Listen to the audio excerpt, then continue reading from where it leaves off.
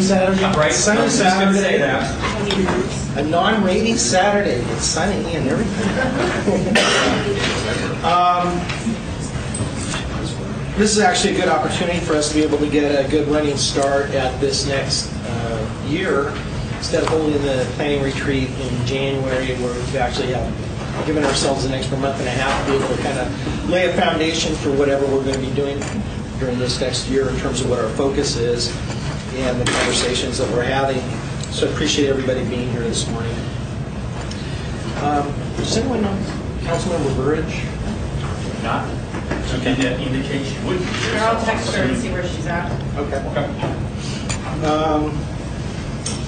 Anyhow, the first item on the agenda today is we're going to review our 2014 strategic objectives and city council and city successes, and that'll help lay a foundation for us in terms of any changes, reprioritization, or new goals that we set, different goals that we set for 2015.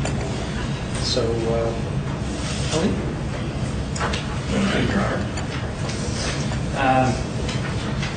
Quite frankly, on this one, I think we can just kind of walk through the strategic objectives, and just quickly comment how we are doing, been doing on each one of them. So I encourage council members, of course, and staff to jump in and comment on some of these issues. So, all right, we will start right at the top with that. Continue to address nuisance properties. We have one code enforcement officer who generally operates on a complaint basis, and she continues to do that for residential properties, but earlier in the year, at council direction, we started a process to proactively address commercial properties. And I think overall, that has gone well. I think sometimes there's a little irritation from some of the commercial property owners and businesses with the wording of some of the letters they received, particularly if they didn't get the nice letter that said, gee, do you think there's a problem? Here's what we think it is, and we'd like you to take care of it. And then when nothing happened, they then got a slightly sterner letter that said, there's a problem, you're going to be fined if you don't take care of it. But if you look up and down Pacific, particularly Pacific or Meridian Drive, I think you're starting to see some of the properties looking a little bit better, being cleaned up, weeds being knocked down, paint being applied. Maybe not the colors we want, but paint is being applied. So I think that is going along well. With regards to the residential properties, we are focusing on the most egregious, and we are starting to see a little bit of success with that. That's my perspective on how things have been going. Dan, if you want to jump in, or Pat, you guys deal with this a little bit. PD, you call stuff like this as well. One of the things that we really want to begin to focus on is some of the residential nuisance properties. We're going to try to look at some ways that we could strengthen our some of the codes so that would help some of the enforcement in a couple of areas. We've got a number of abandoned properties where we've got all kinds of issues as it relates to aesthetics, and then also some of the crime issues we have where people are breaking in and squatting on these properties and destroying them, actually. So we're trying to resolve a lot of those kind of issues, and at least in my mind, that's going to be one of the focus areas that I'd like to recommend as we move forward in the next coming 6 months or so in code enforcement. You could start by sending a tow truck over to Fifth Avenue South. Right? That's crazy. I would add, though, the arrests that the PD made just a few weeks ago to some folks who are claiming that they have adversely possessed properties just because they go live in them and slap a piece of paper on them and then file a piece of paper with King County. Those folks are very aggressive in trying to obtain properties, but they're also some of the more egregious ones in the way they are dealing with the property, living on the property, problems they're creating for the neighborhood. So I'm glad to see PD jumping into that one. We'll get the real egregious ones, so thank you for that. Pat? Well, also, there was, PD had invited me up to a summit, essentially with some other local jurisdictions, talk about gang violence in the area. And that's when we learned about the two buildings in Pack Ridge that were most trucks, and one had 150 calls, the other had a number of calls. And we came back and contacted the owner, who at that point was U.S. Bank, was in receivership. Got a copy of all the incident reports from PD, and it was a stack about like that. Sent those over to U.S. Bank and said, we want it shut down now. So they expedited their motions and actually got it through to the judge, and the judge said, that's great, shut it down. And when we went out to look at the site again on the day that the court allowed the place to be boarded up, the receiver was actually there and he managed to evict everybody on site that day. And we've had similar success with the second building. Again, we contacted the neighbor, the new owner. That one was in escrow, so it took a little longer. But the new owner, we wanted them to sign a good neighbor agreement, something similar that we've done with public taverns and stuff. And he said no problem, and he said he was evicting everybody on site. So now the problem may have moved somewhere else, given the report we had Thursday. But So why don't you go through the rest of the short-term issues, and then I'll ask council perspective on these things. So I'm going to hold off on the emergency management plan until the chief gets here, because he has the most thoughts on that. Finalize and begin implementation of Bless you. Marina and Beach Park business plan. Honestly, I don't think we can say that the plan has been completely finalized, but pieces of it have been, and we have started implementing some of those things. Joe and Patrice, you can talk a little bit about the coordination of renting the facilities, and then some of the maintenance activities, particularly on the trail, along the trail over there. I think it's pretty, as far as integrating all the things that we talked about last year, I think it's pretty seamless now.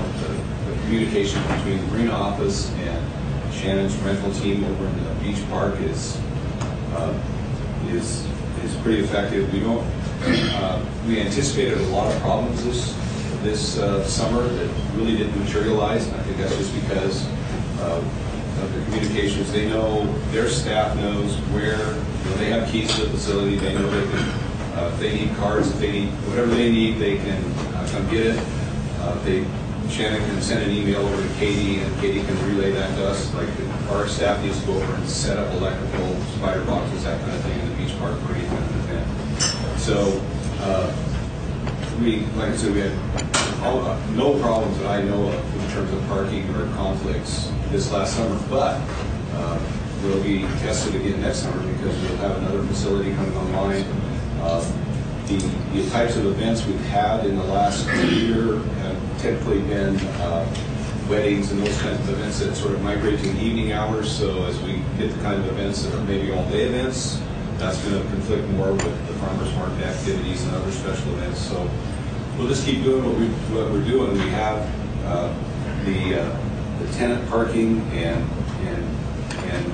monitoring, hourly monitoring of the South Lot worked well. So except for just actually writing it down, I think the plan is sort of in place and being implemented. And Patrice and I met just Thursday, and starting to look at what an actual integrated Parks, Recreation, Senior Services, and Marina department might look like from an org chart standpoint. So I like where we're at with this effort. Okay. Aggressively pursue alternative revenue sources. Well, quite frankly, since there's really not that many left to the City Council to do on its own, other than these the additional utility tax on city utilities, cable, and garbage collection that you just adopted, I think we do our very best to look for opportunities for grants. For example, Patrice, knock on wood, may be successful in 2 grants rather than just 1 for next year. Joe has been creative with some of his revenue opportunities with the guest mortgage state. For example, Ocean Quest Diving are now a new business on in the guest mortgage area. We got another one coming to council on Thursday, on December 4th. Other thoughts on the part of staff on revenue sources? Well, one of the things that we're doing at the Beach Park Event Center Oh, that's true. is to Yeah. our goal is that it will be like an enterprise fund, that eventually when our facilities are functional, we'll be charging the market rate for our facilities, and the goal would be that it'll cover all of its operational and ongoing maintenance costs of that facility. So, Would it strictly be the beach park, or are you talking about all facilities? For example, this one and no, I'm the, not talking about all facilities. so just the beach Just park? the beach park, yes. Okay.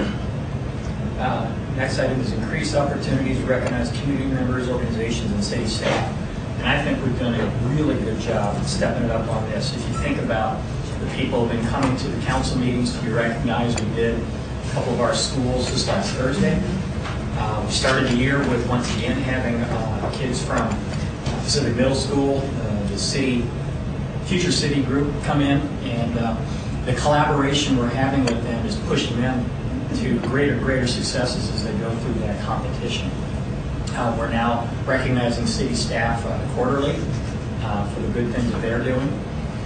So, in my mind, we've really stepped it up, and we just need to keep doing what we're doing and find better, more opportunities to recognize the folks in our community. Can I say something? In our department, we have a tradition of utilizing lots and lots of volunteers, hundreds of volunteers. And so, through the Parks and Recreation Master Plan process, I had no problem finding 23 people that wanted to step up and be, engaged in the community planning for the upcoming, for the future. So I think that Des Moines, we're doing the right thing. We're engaging people, we're getting them involved, and they are stepping up. We have people that are like the Arts Commission, Human Services Commission, the Senior Services Commission, the Civil Service Commission. We've got lots of commissions and people that really want to work for the betterment of Des Moines. And so I think council should be proud of that openness to engage the citizens, because it's really empowering and helpful to us, and really making a big difference in our community. The next item is review and modify the deed regulations along commercial corridors. Council, I think you stepped up a great deal on that one. We created the TC zone and then applied it to properties up the Pacific Ridge between Kent One Road and 242nd, I think. We did some land use review of that area as well beyond just the properties that front Pack Highway. We'll be finishing that work with council, I believe it's on the 4th. We're already looking further south on that, talking with the Finance Economic Development Committee at next week's meeting about that. So all in all, I think we've done a really good job with that strategic objective. Develop and implement a plan to improve communications with the community, including enhanced electronics communications and community forums. On this one, we don't have a written plan in place, but between Bonnie and Dale and folks in the Parks Department and the Marina PD, I think we are making better use of electronic media. Definitely our web pages, our Facebook pages. I guess we're still not quite ready to get into the world of tweeting and Instagram. And, are we tweeting too? Good. Never mind, we're tweeting as well. So. How do you get the? How are you getting the email addresses and the numbers to broadcast to? Do we have an opportunity that I haven't seen where we're collecting? People can sign up on our website or something like that? Bonnie and I and Dale talked about that sort of an email blast type program. We don't have one overtly, but oftentimes when we have community meetings, we're always collecting email addresses. They're all out there in paper files. We need to bring them together and start creating electronic files. Our registrants Yours is. But we ask for their email addresses, and people, that's how they communicate. And you blast out to them once a month at least. Presently. So I think this is one that we could continue working on to be a little bit more, what's the word I'm looking for? Not impressive maybe, but definitive in what we do and how we do it. Because they like us to share our information, it keeps broadcasting. Yeah, and I will say I've received a lot of positive feedback on the city currents, and that's. I mean, there are people that ask me if I can get them an extra copy so they can, which is weird, but yeah. Well, and I get the financial statement from the publisher, and this particular edition that's going out in December will probably be the first one that breaks even. And then next year, they are projecting that every one of them will actually make a little bit of money. So now we got to talk about the $47,000 of expense that hasn't been covered by the past revenue streams for the last 2.5 years, and how we're going to be paying for that. When I talked with Peter, he was willing to carry the city for a while, thinking that once we got the positive, then he could just use our share to pay that off. I think financially that's been a little tight for them. I've been talking to him about how we can structure payments to him. Either we have a little bit of money in our communications budget, that I could pay for some of that, and then figuring out a more aggressive way to get that publication even more in the black next year. He finally hired somebody who's very good at selling advertisement revenue, or advertising for the revenue, so I've been pleased with the way they've been going. Next is continue to enhance the city's collaboration with the educational communities. We haven't had them back to a city council meeting like we did, was it a little over a year ago? But when you look at how much we interact with the Highline School District, with Highline College, I think it's clear that the relationships that we have created are growing every year. PD, the relationship you have with Highline College. Where is that right now? Exactly. The chief is at a meeting, first meeting of a new program to mentor. I think they're calling it the Black and Brown Summit or something like that. So young men of color. So that I think is a great continued step forward. I'll mention that our collaboration with Pacific Middle School again and the Future Cities thing. We're getting more city staff that are to interact with the kids, and I like that. Back to school fair, we had Right, our back to first school annual, fair. very successful back to school fair, serving 500 kids out here at Stephen J. this summer on August 7th, I think it was. And it's a great opportunity to interact with the community. And then we also have on our master plan committee, we have representation from both Highline School District and Highline College. We have 2 reps from Highline College for their facilities and athletics, and then the head of facilities from Highline School District is participating with us. Good stuff. Dave? Yeah. Question. Sound like Tony said this newsletter that we're having done commercially with advertisements has been going on for 2.5 years. Is that correct? It's correct. And it's just now finally getting to the point where it's in the black. I was like, that was a year. Yeah, That was about a year. Yeah, the 2000, all of 2013, Amazing. so it's 2 years. All right. Pursue new road funding, both legislative and local options. We did not put anything on the ballot this year. We talked till we were blue in the face down in Olympia to every legislator that we could get in front of. We collaborated with other cities, other organizations to try to make sure that the folks in Olympia know how dire our need and everyone's need is for transportation funding. And well, I guess we'll just continue to stay cautiously optimistic from one legislative session to the next. And I would only add to this, we defined it as road, but in relation to the transit service that is provided to our residents, we've also fought to maintain the lousy level of service we already have and not make it even worse in terms of King County. And thankfully, Councilmember Dave Upthegrove, having been elected, helped stave off both reduction and elimination of some routes just in the course of this last year, and it's made a big difference. Where before we were struggling for the county to just maintain what we had. So while we got whacked during the first couple rounds, we actually lucked out this last time. So collaboration on those aspects are going on as well, and making sure that we have the transit that we need for our residents who do not have vehicles and rely upon getting around by bus, make sure we get that. Yeah, we're also participating in the South County Transportation Board, which has been lobbying the legislators. And this last meeting, we had a leader from the Senate and a leader from the House on the transportation issue kind of talk to us. So we're working through that body also. Okay. Next is develop and implement a business retention and attraction plan for the city.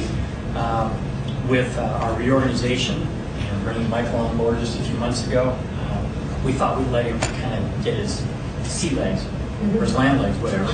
But it's on his work plan, on the Finance Economic Development Committee's work plan for next year. So we will be talking much more about that next year. Hey, Tony. Yep. Just a couple of comments. First of all, I just wanted, I've been here about 4 months now, and I just wanted to really thank everyone in the room for the warm welcome that I've received.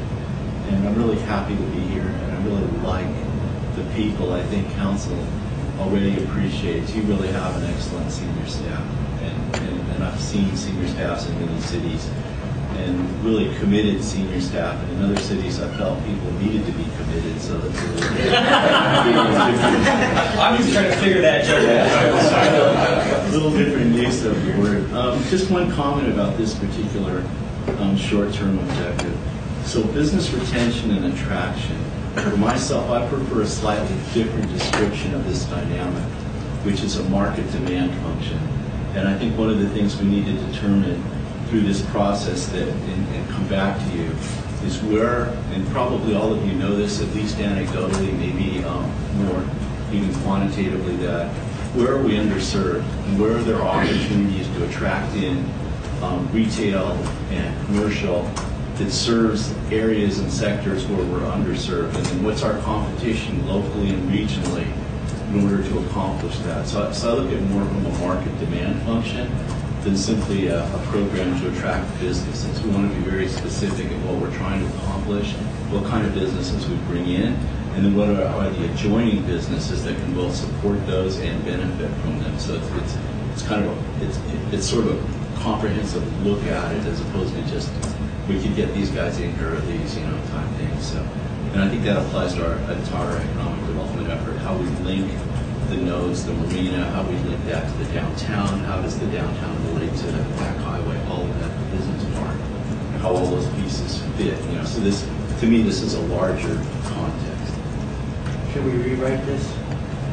I think We'll get to that in a little bit. The only well, it's warm now. It's going to get warmer. That's fine. Last item on the list is support the police department's accreditation efforts. And quite frankly, the best support that we had given them got out of their way. So, Bob? Actually next week we have in-service training, which will complete our last 2 standards that I have to complete. So after that, it'll go to the mock assessment. I'm anticipating the on-site either by the end of the year or just after the first of the year for our accreditation. Awesome, great. Congratulations. And then we would anticipate the accreditation would take place in the spring conference of And then you get the decals out, right? Put those on the back of all the cars. And accredited or good? Yes. Well, I am hoping that we're going to celebrate. Absolutely.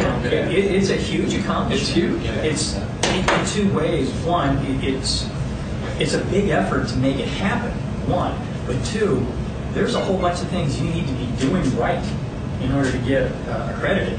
So if you're not doing some of those things, you got to fix all that first before you can get accredited. And then, so it's kind of like tuning up the cars and going down the road 60 miles an hour. So the fact that we're this far this quickly is very impressive. So It's going to be important to acknowledge this publicly too, because I think there's a few clueless people out there who really don't understand all the efforts that are being made in terms of improving our services, police services. So the only one Want to throw a name on the table? Just kidding. Equally important to that is we need to support that as they go forward. Absolutely, because you don't just get accredited and go, yeah, we're done. I mean, there's ongoing efforts to make sure you stay that way. Yeah. So back to implement and practice the city's emergency management plan. Do you guys have any thoughts, since the chief's not here, or do we just want to wait till he gets them? I know that we're working towards that, and we're trying to, we've obviously updated our plan a little bit that we have. We are collaborating with some of the local jurisdictions to kind of make that happen. Right. So the plan is to kind of bring a little bit more of the city departments involved with that. And have we done any kind of exercises, tabletop or in the field? we did with Highline Community College. We've done a couple of tabletop exercises with them, and so we're expanding that aspect of it. So. All right. And did we participate in that big? The sound shape thing. Yeah. No. All we were supposed to do is at a point in time, we were all supposed to yell earthquake and die when it started down. And I forgot. So. I was trying down the road. I tried to, but. Me too. So council, I'd like your perspective on how we did on these short-term goals. So we'll just start going around the room. Jeanette, any thoughts? I think we did pretty good, and I think the police department, not only did they work on the accreditation, but they started some new initiatives like the Pacific Ridge and some other things, so I think they're doing especially well. Melissa? Well, I think our number one short-term strategic objective was to continue to address nuisance properties, but in my opinion, the biggest eyesore of a nuisance property continues to sit there orange and boarded up. And so I don't know, as a council, when Michael's trying to market demand, and that's what our sore thumb of our center of our city is. I mean, I would love to come up as a council with some thinking outside of the box strategies to address that. If it's even that we take it back in eminent domain for failure to address the ongoing nuisances and then we fix it, I don't know, but it's. So we could volunteer to paint it. Well, Dan, I know that they were issued the letters, and the last I remember, there was something about we're getting ready to actually issue citation. Because we've been hearing we're going to do it, oh, it's going to sell, here's what's going to happen, and it's been 6 years that it's just been sitting there. Well, I like the fact that there's now, the owner's been trying to sell it through word of mouth, and at least now there's a realtor signed through a comparable The company. fifth time that's been one up and Right, one but at down. least the conversation is going to take place to sell the thing. Well, but he had it all the way to contract before, and then in the 12th hour, he decided he wanted $100,000 more than what he had asked for it. So the point is that having, what I do for a living, and these people that are like playing games that they will actually have to put any money into addressing an issue. It's like, I'm done with, oh, I have an offer, oh, it's going to sell. No, sorry. Dan's got a couple of thoughts. A couple of things. The broker is actually having somebody go through there today. He's got interested, somebody who claims to be interested in buying the property, so they worked with Larry to get access to the building. So they're going through that today. Citations have been issued on some of the ongoing nuisance code enforcement issues down there. And to comment on Melissa's thought on acquiring property through eminent domain, remember in Washington State you cannot use eminent domain for purely economic development reasons, unless the area has been declared crime-ridden, blighted, blah. There's a long. It's a fire hazard, right? You could argue that. I'm sure the person sitting next to me would. It's not a simple process. Yeah, Larry's also a Pigeon Hotel. Yeah, Larry's been working closely with South Bend Fire and Rescue on the issues down there. So I think, we have been addressing them. When the biggest ones continues to sit there with a red tag on it and go, I think Phoebe Nails, you need to put it in your argument as well. Yeah. They stapled the for sale sign, so we look the other way. No, I think we cite them. They're not doing it. Vic? On the nuisance properties, it's a nuisance because it's an eyesore, and all the related safety things with it. But it's not just that. I mean, you've got the house that was up at 192nd Lawrence Memorial that had somebody living in there. The police took a lot of warrants. They burnt down. There's a public safety thing there, and that building was wide open. The ones out on 27th Avenue, they took people out of there. One I think was a sex offender. And they'd been living there for a while. So it's not up across, east of the highway. So I think the nuisance, and lately we've been doing a good job at being very aggressive at going after, the nuisance properties and inspecting them. But I think, we really need to board them up, you need to cite them, and don't bargain their fine down. You fine them, and when it starts costing these property owners, dollars, then they'll start to respond and put those monies back into the fund that can support this ongoing nuisance property piece. I think we got to get a handle on that, because it's the danger to the community. There's a bunch of kids that live, south of 240, that are, 27th, 26th place. So it's a bigger deal than just it's orange and it's an eyesore. So, and I'll add that we can get more aggressive with the property owners. If they don't respond to us, then the process of actually the city doing something with boarding up or tearing down and all that I talked to the staff about, and the legal staff about, what's the court process. Let's start going through that with some of our more difficult property owners. We have one guy who's now paid us over $30,000 in fines. I think he just got another $10,000 citation. Community. I think. Pardon me? The community. Yeah, that's the one. And I think the next step with him is court order. Yep, some judgment. I mean, SeaTac, I don't know all of the backstory on SeaTac, but Tukwila had, 140th, somewhere up there, where they went in, and there's hotels that are boarded up. Well, with Tukwila, the fact that they have tens of millions of dollars being used to go and buy properties like that. Right. But my point is that, we've got nuisance properties scattered throughout here that are more than just eyesores, that are actually, in my opinion, dangerous to other parts of our community. I don't want to get into a bunch of specific properties, but Dan and Pat, I think, wanted to say something. One of the things that we had put in as a new budget request for next year is an abatement fund. And the amount that's on the list is currently not recommended to be funded, and it's a large amount, but anything that we could put in there would help. And what it would allow us to do is some of these buildings where we need to go in and physically do something to board it up or make it safe, we've got a fund that we can tap into and then lien the property, so that at some point we get that money back and kind of start that.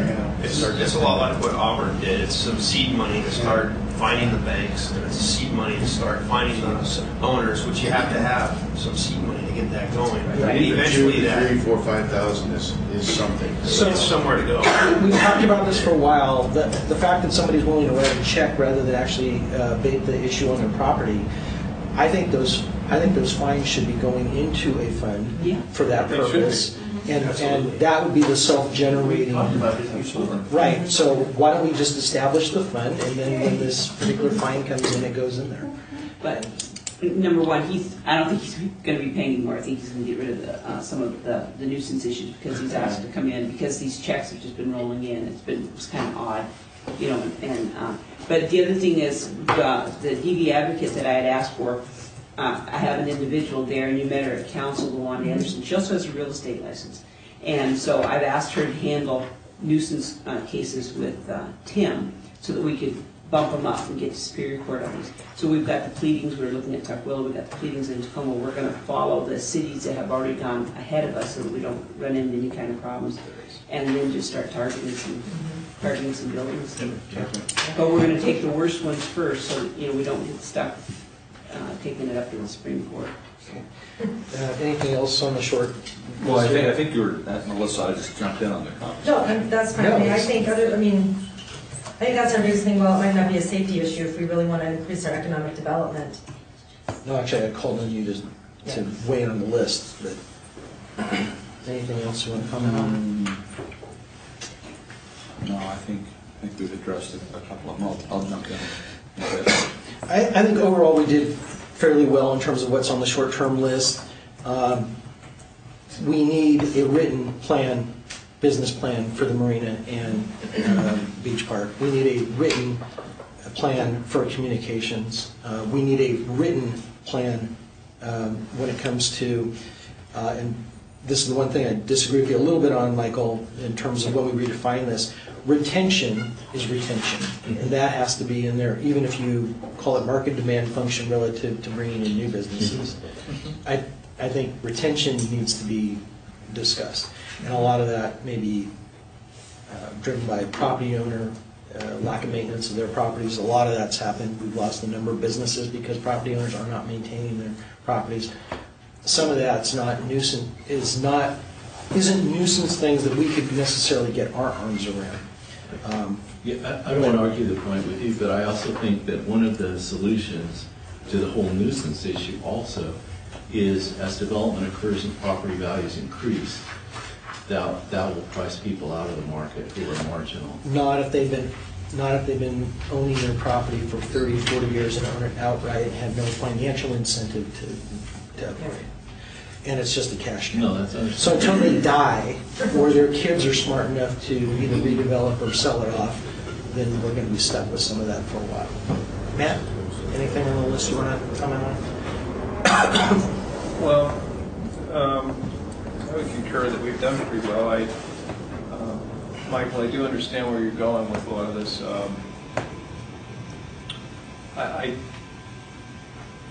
I think that there are ideas that constantly come to the surface about how we can improve our economic development strategy. And I think it's important that we keep open dialogue, but that when we lock in on what we're going to do, I do think the lack of written documents and intent, I think that sometimes it allows things to go in a direction that isn't necessarily what was intended when we started. So I think we need to be much more diligent in that area.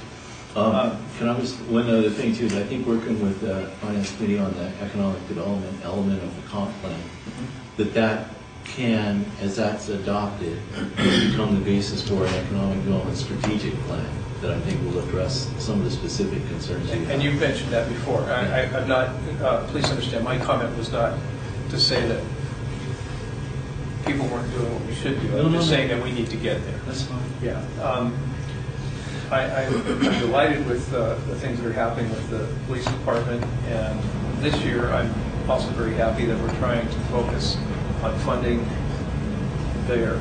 I continue to be concerned about our roads situation, and I am very concerned about our marina operation, because if those two aren't also somehow, we don't find a way to fix those, I think we're going to be in real trouble in the short term. So, although I think we're having conversations about the marina, which is a good thing. The road issue, it seems like whenever it comes up, the response is always, well, it's so expensive, we don't have the money. I don't know, I think we have to find a different solution.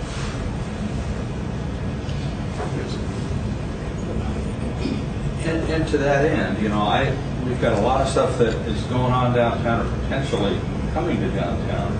And I think it's important that we look at the downtown development, we look at our infrastructure, we have, the roads to support it, the parking to support it, our utilities, are they available to support it, the sewer, the Puget Sound Energy, the water, all of those things. I think it would be important for staff to look at that and make sure that we can support what's going on. Just do a review of it. And then if we can't, if our partners aren't able to support it, then what do we need to do to mitigate it? I mean, it's a bigger...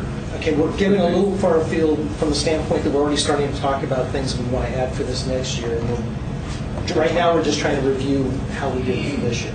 So, all right, well, we'll go back to that. Yeah. Okay. But in that tone, I will say, okay, so what Vic just pointed out is absent from our plan. Yeah. Okay. Jeremy? Last one. Good. Yeah. On our collaboration with education, I think we've done well, but I would like to see an annual meeting with the leaders of the Highline School District and the community college. They are some of the largest employers in the city. And it's not about recognition, it's about their planning. They want to do stuff. And we need to be right in the pocket. And I think what we'll do is we'll put you in charge of scheduling. Since we've been trying to get Dr. Birmingham's schedule, which seems to be a driver on part of a large part of the conversation. So It's not for lack of trying, let's put it that way. And Federal Way also has a stake in the game. Thank Yes, you. yep. Yeah, and I think we just need to figure out, these are major players in our city. Yeah. We just need to figure out how we can meet with them, hopefully.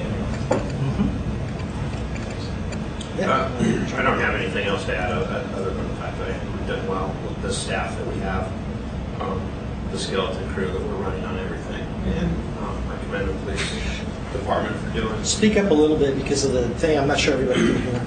I'm sorry. I just commend everybody for what we've been able to do with the staff that we have, and commend the police department for getting so close to accreditation in such a short period of time. And that's all I have to add.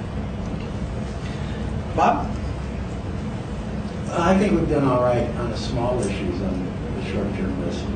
I think we've done little to anything on the large issues, such as continuing to address nuisance properties. Thank you, Melissa. We've been talking about this one for years.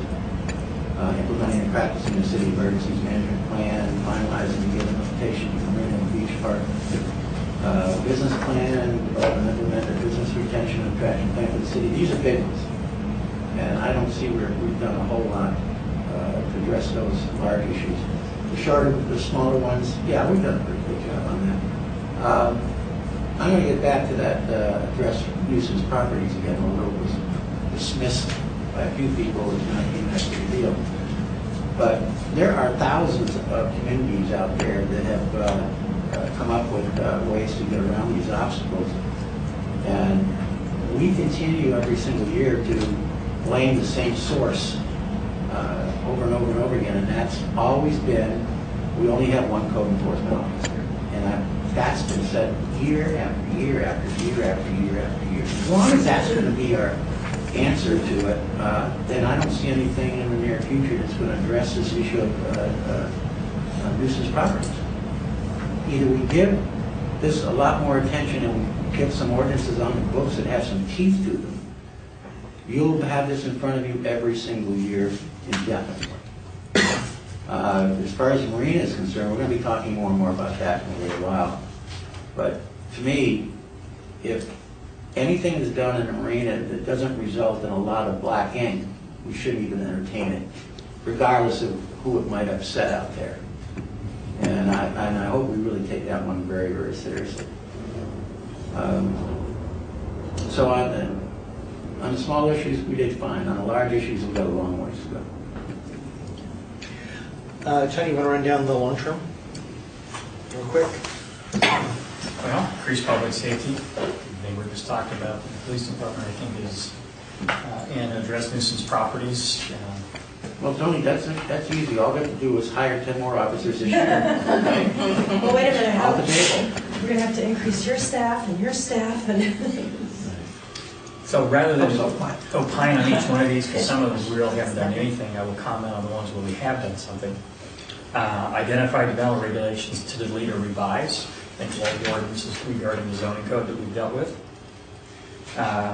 Continue to enhance city's collaboration with the educational communities. I think from a long-term perspective, we are creating better relationships with them, and I agree with Mayor Pro Tem that getting together at least once a year with the leaders of our educational communities, just to say what's on your radar screen, what are you doing that will impact us, and what are we doing that might impact you is a great idea. Let's see. Continue to improve the city's reputation in the business and development community. Quite frankly, every time we have a pre-app meeting, every time we have just a phone call or an impromptu meeting with someone at the front counter, they walk away from the city thinking, I wish every other city had this attitude. And I've had that comment from many people during the year. So I think we have been doing something right over the last 4, 5, 6, 7, 8 years. And we need to continue working in the positive, collaborative way that we are. And I think just with the phone calls Michael's getting, the phone calls Dan's folks are getting, the word is starting to get out there that Des Moines might be a place you want to go and take a look at. Yeah, make one comment.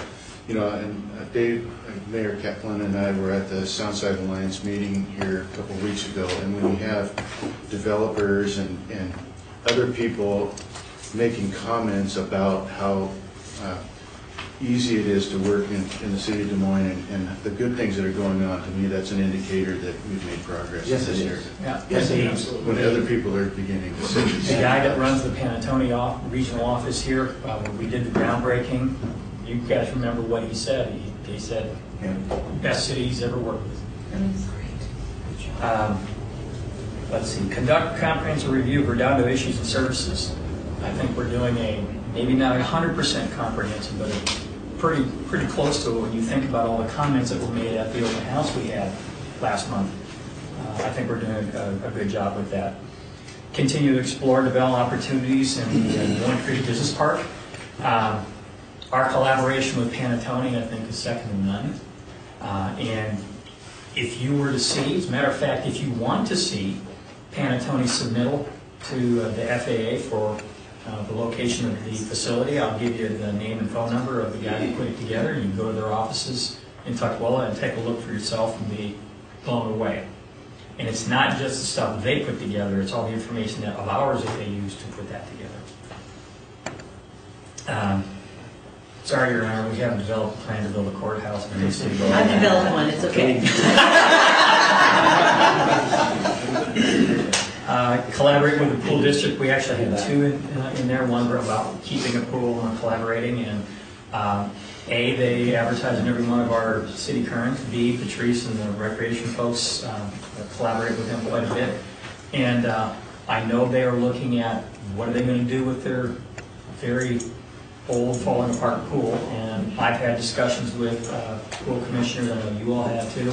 I wouldn't be surprised in the next year or two that they'll be coming forward with some sort of a plan. And they are collaborating in the Park Recreation Senior Services and Pool Master Plan. Yeah. So we'll be doing public surveys to find out where the community wants to go with that. And we'll just reverse on the long-term list, Bob, long-term objectives. How do you think we're doing? Aside from the nuisance properties, you already weighed in on that piece of it. No, I'm not giving up on that, but I'm not going to spend any more time on it today. Long-term are hard to determine, you know.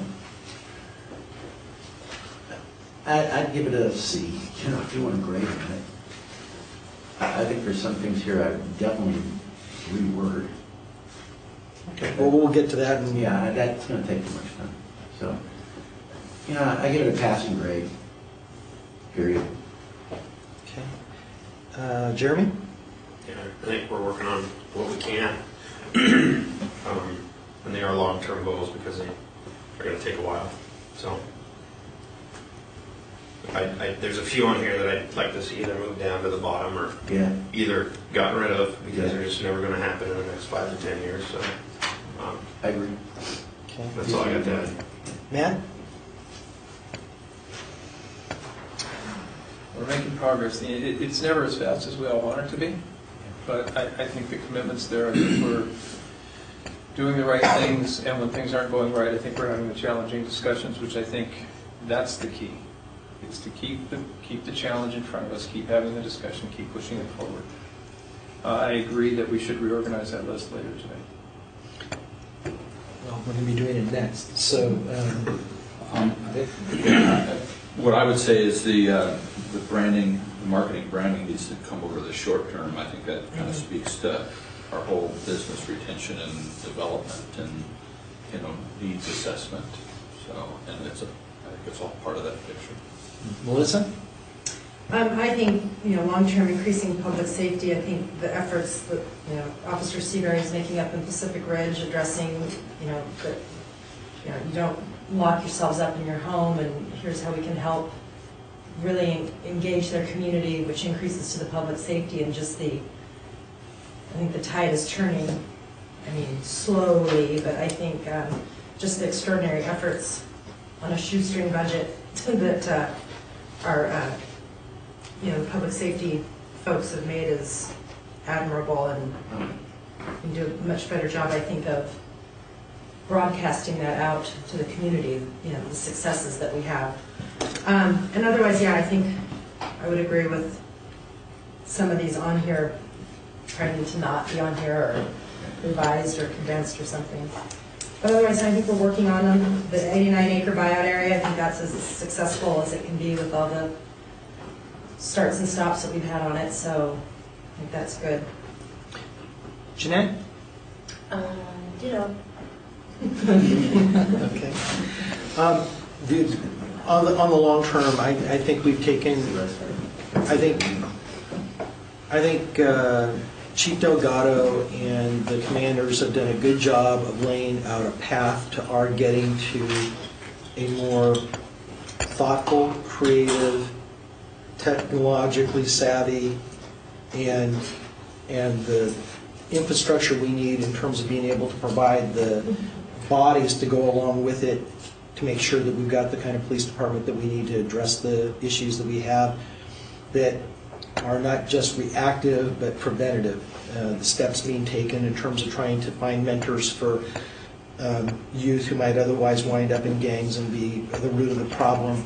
A lot of those things I think are going to pan out in the long term, and the degree that we can leverage those other resources can make a really big difference.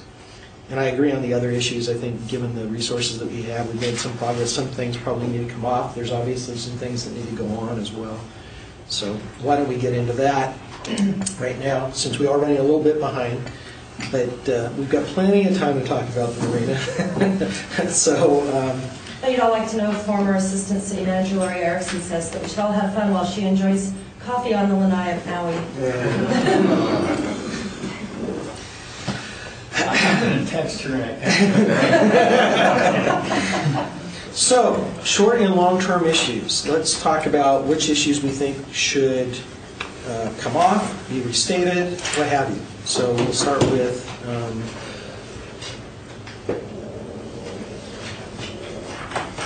Jeanette. Okay. You want to do short and long term at the same time?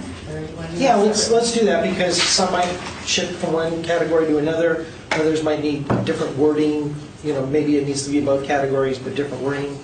So.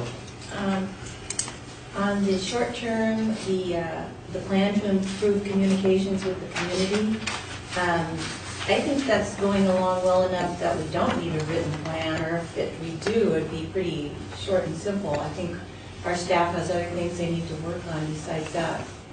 And the annual meeting with the education communities, I think, is a good idea. And since this is a statements for us to give to the public, I think business retention and attraction plan is good for this. If internally we want to call that market demand study, I think that might be good. But I think for the public that this still is a good way to state it. And I don't know if we need to support the department's accreditation efforts at this point, because that hopefully will be done without having that as a goal on here. On long term, I would like to add one that to get the legislature to pass sales tax equalization. We keep having problems with our revenue, and I think we have the lowest percentage of sales tax, or the lowest amount of sales tax per person of any city in King County. And I don't know as we're going to be able to fix our revenue problems just within our own borders. When I was campaigning for the state legislature, where I would be able to do even more about this, but I didn't make it. But my opponent was, when she was campaigning, kept saying she was for equality. And she was talking about equality of getting everybody to make about the same salary. But I think the equalization kind of part of it may fit into what the legislature wants to do in making things more equitable. Do you think that's something that belongs on the long-term list, as opposed to, let's say, our policy, our intergovernmental policies, where we're promoting a specific policy objective like that? These are broad. Because I think it's something we want to accomplish. Okay. We want our staff and us to be working on this. And if it's not on our list, it just gets lost. It's an alternative revenue source. Specifically. But yeah, I think just try and keep doing it on our own. We will of course do if that's all we have, but I think we need to look for outside sources and really work on that. Because it would be the fair thing to do, and we didn't lose it because of any policy decision by anybody. It just was inadvertent in the CARTAG initiative. Tim Ryan. I'm not sure that was inadvertent, but yeah, okay. Well, I mean, he wanted to get rid of that tax, but he didn't necessarily want to get rid of sales tax equalization. And it's kind of odd that they didn't take the sales tax equalization funds and distribute it from the sales tax. Yeah.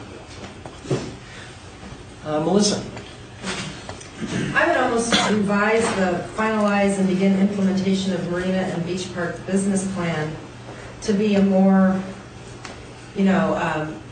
identify and finalize a financial sustainability plan for the marina. A business plan goes into that, but I think from what we've heard from the tenants and what we're identifying now with all the deferred maintenance, I think as a council making it a priority, since we're devoting most of our day to it, language to put into both the short and long-term goals to end the interfund, such a high interfund transfer, and instead work towards funding their CIP to make the repairs that need to be. So how would you word that? I don't know. Survival plan. A financial sustainability It plan. is.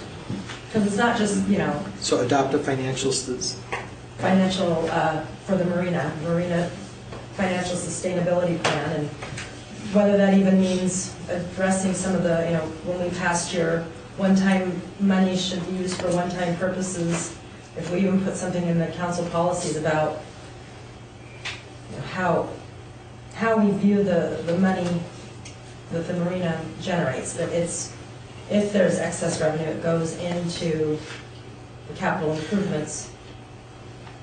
So, I mean, I don't know. We're obviously going to get into the marina issues next, I think making that more of a... Is that a standalone, separate and apart from? I think so. When I think of a marina, the marina and business park business plan, I look at that in terms of identifying the parking, identifying how do the events work in concert, how do we bring people down there to generate revenue, and what I'm thinking is more of a keeping, the viability of the marina as a priority in terms of the revenue it brings in, and making their, their financial health a priority more than a business plan. I don't know if that makes sense, or if I'm over caffeinated. Probably both. Okay. Is there anything else on the list? On the long term, I look at the pool things. There are two different pool things. I don't know if we somehow combine those, or that we make it more of a supporting the parks and pool master plan as a short-term goal. Just to see it in two different spots, and I don't know if we need that. Good. I think the ongoing support of the public safety has to be a priority. I think the priority with the marina, I think that's got to be an immediate, we've got to get that in the short term.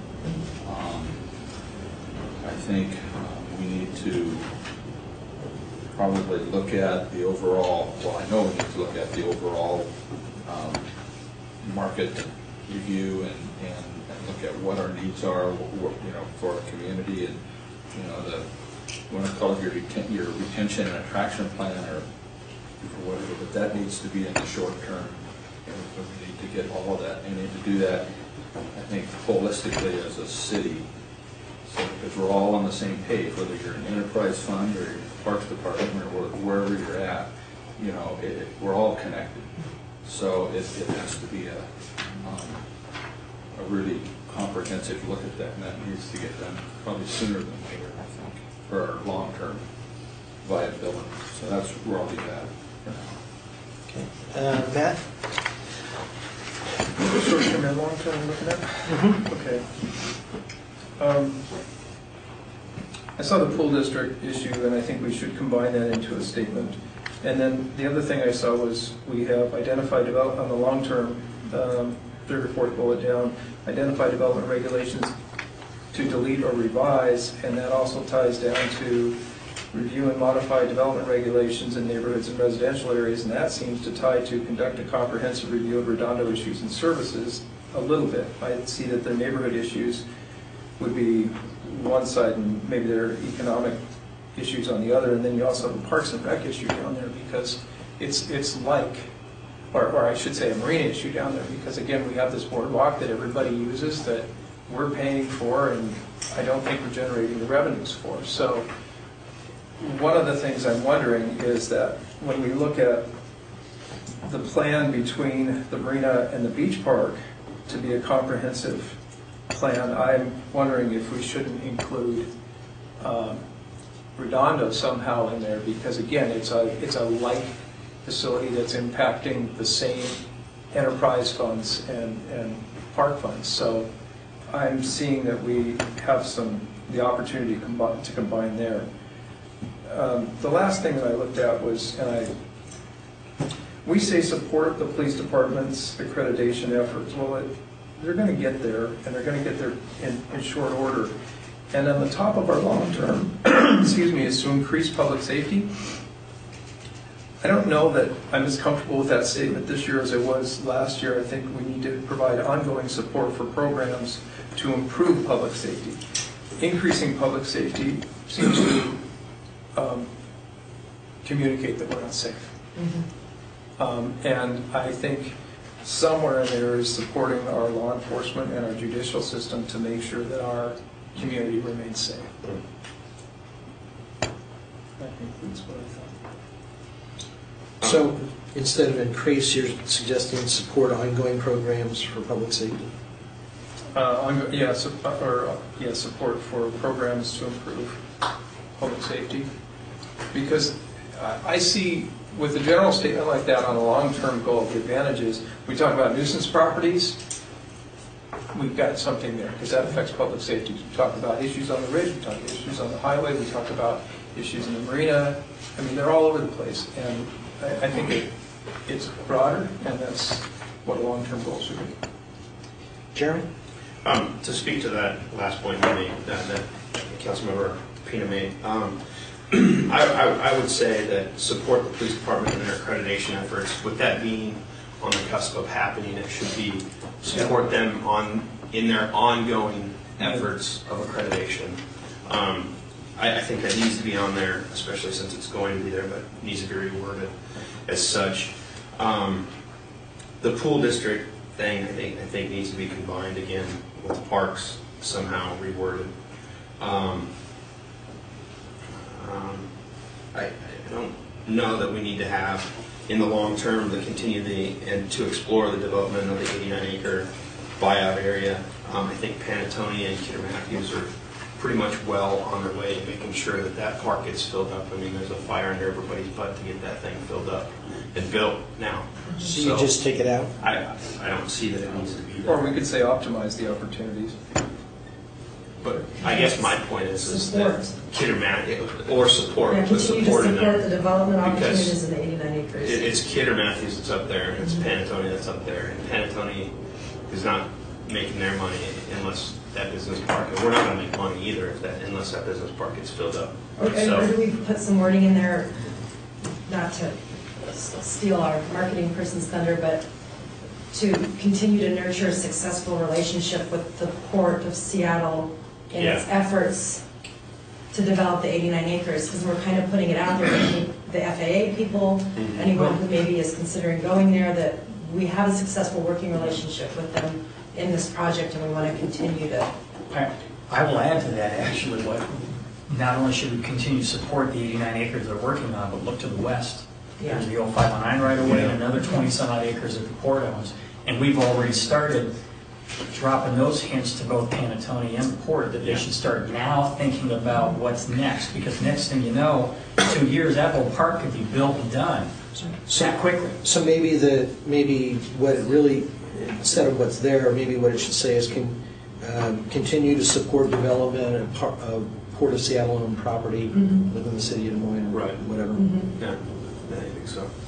And then the other one, and I don't mean to strike a chord, I don't know the history of it all, but I get that we all want a new courthouse and a new city hall facility and a new senior center and a new pool and all that other stuff. And I think on the long-term goal with what the city is setting out to accomplish, with what we have and the development fees that are going to be coming in over the next couple of years, I think I don't know that should be on there in my eyes. I think that just I think that it might show citizens that we're looking to get revenues to increase our amenities as opposed to investing back into the community. I think that shows a different attitude towards monies coming in. I think they could be better spent and staff time be dealt with on other things. And that's just my thought. I don't know, like I said, the whole history. Yes. But I think when this initially came up, it had to do with the fact that our capacity and our opportunities in our courtroom and are pretty much being limited by the fact that we only have the one courtroom and we also use it for counsel and everything else. Right. The potential might be to, instead of developing a plan for a new courthouse and city hall, maybe devise some kind of a strategy to improve our position to be a more regional player in, at least in the judicial services. Is there a comment? Yeah, I want to comment. I think you have to look at it in all services. I always say when you go out for an interview, you put on your best suit. What is it as part of the branding? If we can't take care of our own home, if our own home looks a little bit messy, like we're not taking care of ourselves, I think that projects a certain image. And I think City Hall, and I don't mean just as a courthouse, I think City Hall is an amenity, particularly to a city like this. This is a small community, and I think there needs to be a center, and I think City Hall can lead the way in that. I really think that you have so many people with such great ideas, and there's a great soul and feel to the city. But what I don't see is I see it all spread out in so many different places. There's no center, and so I'm not thinking of it just as an amenity. I'm thinking of it as, what does a city hall mean to a small community like this? I'm thinking of it, what is what is it that you want to project in terms of what you offer to people? And I'm sure you see that. You know, I'm looking at like CTAC or Miriam, where they've done. Where they've tried to be innovative and sought partnerships for building some of these things. But I think that you need to think a little bit outside of that. To think that this is an amenity just for us, I think is really limiting that vision. I think that you really, if you're trying to build a city with this reputation and these things, I think that you have to showcase that.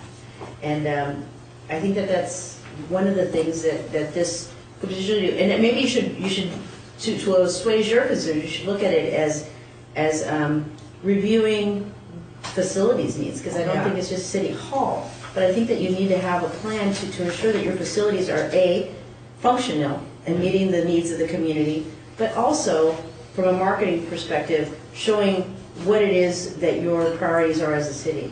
And I think the farmers market is becoming a sold for 6 months of the year. We have Beach Park is becoming a little bit of it, but we need somewhere where this is our city hall. This is our city. So some point of pride. Not that our city hall isn't cute and all, but you know, it looks like a trailer. And you bring people into that conference room, and you're having these great business meetings and trying to be a worldwide player and looking at it. I mean, you look at Kirkland, and I know they have more money, but you look at all these things, and you look at the infrastructure investments that they've made. I think has led to a lot of this visual of who they are.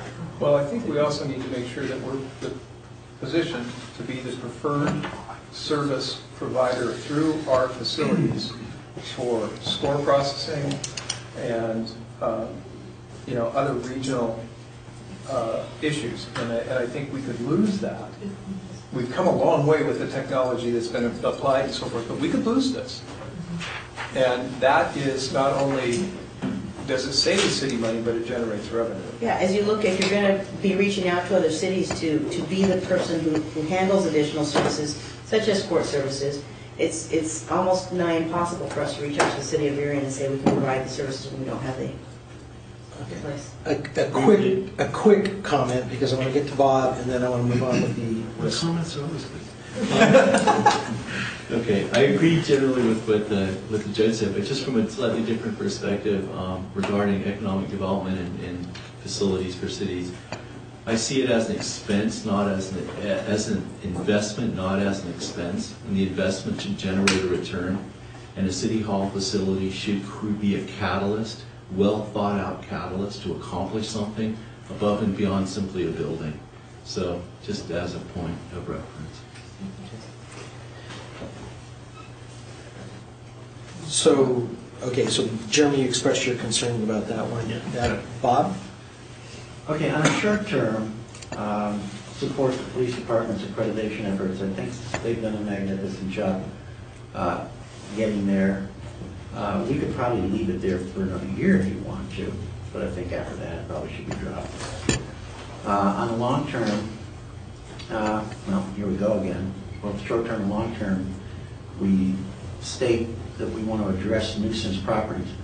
I'd like to change that address, get that out of there, because as long as we use the term address, well, let me give you an example. I make a comment, statement to you. We have nuisance properties. There, I just addressed it. Okay?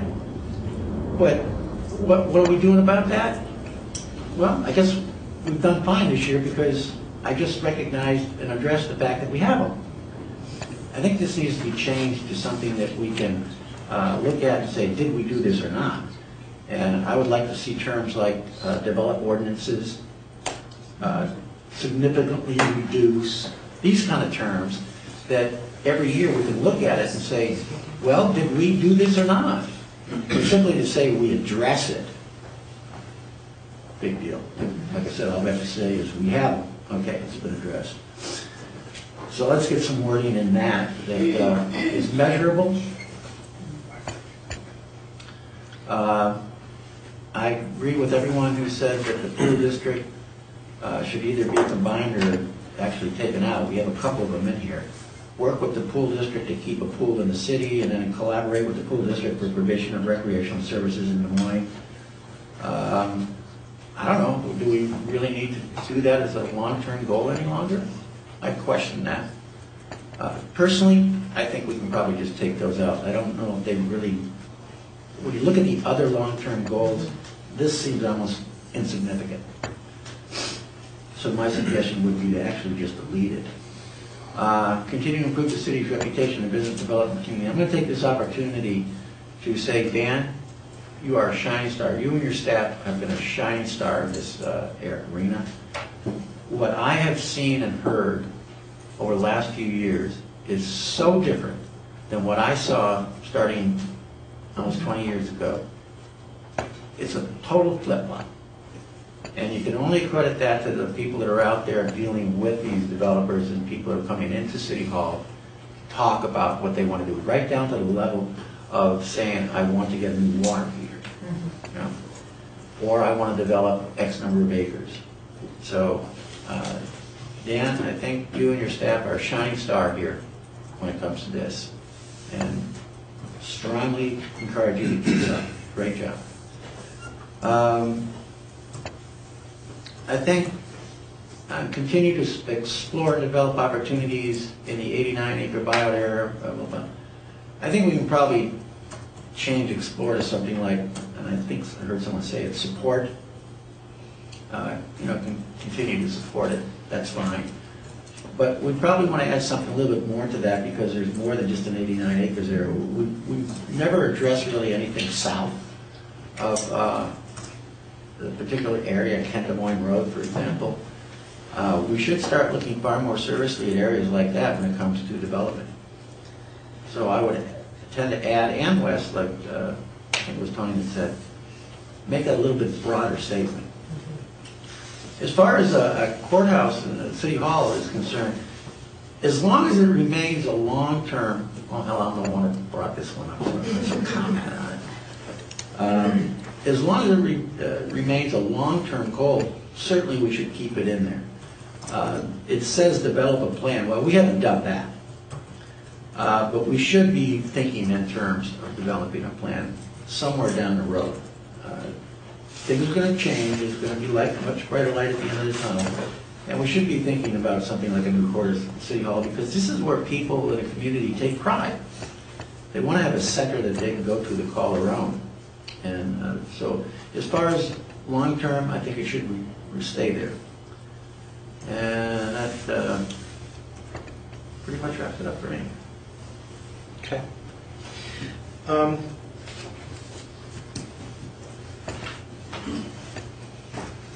Trying to figure out the best way to reconcile all of the comments that have been made. I like what Bob said regarding the nuisance properties. I think addresses too general a term, and we probably need something more specific.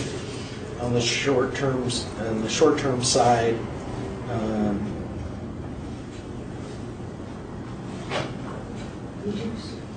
reduce. How about remediate? That means we fix them. Significantly reduce is Yeah, what I was remediate. asking.